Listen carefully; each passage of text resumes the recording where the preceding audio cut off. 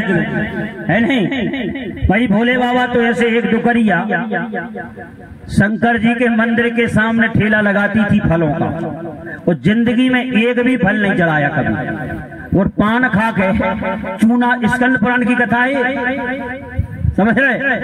साक्षात स्कंद पुराण में सज्जनों वेद व्यास जी ने लिखी, चूना चाट के मुख में चूना लगा के और मंदिर की दीवार में लगा दी थी, एक भी फल नहीं चढ़ाया जिंदगी में।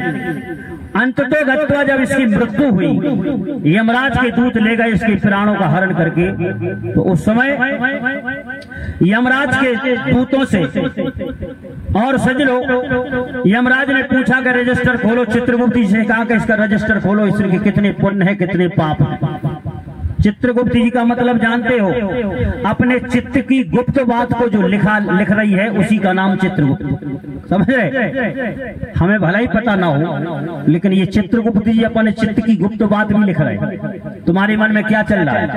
हाँ, हमें तो ये भी पता नहीं रहता कि एक हफ्ता के पहले हमने भोजन क्या किया था। अच्छा बता सकता है? हम अपने कर्मों को याद कैसे करेंगे? याद रखेंगे? नहीं रखेंगे। इसलिए बहुत सावधानी की जरूरत है।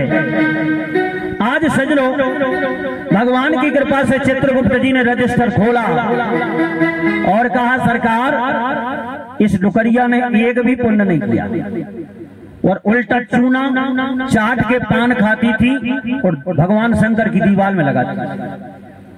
तो यमराज ने कहा, डाल दो नरक में, नरक की यातनाएं भोगेगी। और जैसे ही नरक में ले जाने लगे तो भगवान शंकर प्रकट हो गए। यमराज घबरा गए, बोले सरकार आने का प्रयोजन, बोले ये डुकरिया को लेने आए, इसके प्राणों को शिवलोक जाएगी। हाथ जोड़ के यमराज ने कहा, प्रभु हमें समझ में नहीं आ रही आपके नियम। बोले नियम ये है। यमराज ने कहा, इसने एक भी पुण्य नहीं किया। कौन सा पुण्य बन गया इससे जो आप शिवलोक ले जा रहे हो? भगवान शंकर ने कहा, जितना पुण्य इसने किया है किसी ने नहीं किया। इसी का नाम है बारे भोला, ओगड़ दानी। भाई जो अपमान में भी सम्मान मान ले वो है भोला। इसलिए यमराज से कहा कि जितना पुण्य इसने किया किसी ने नहीं किया। बोले क्या पुण्य हो गया? भगवान शंकर बोले, यमराज जब जब ये पान खा के चूना चाट के हमारी दीवार में लगाती थी, उस समय पे हम अपने रजिस्टर में लिख लेते थे कि पुताई चालू है। बताओ यार, मंदिर की पुताई चालू है, बारे भोला।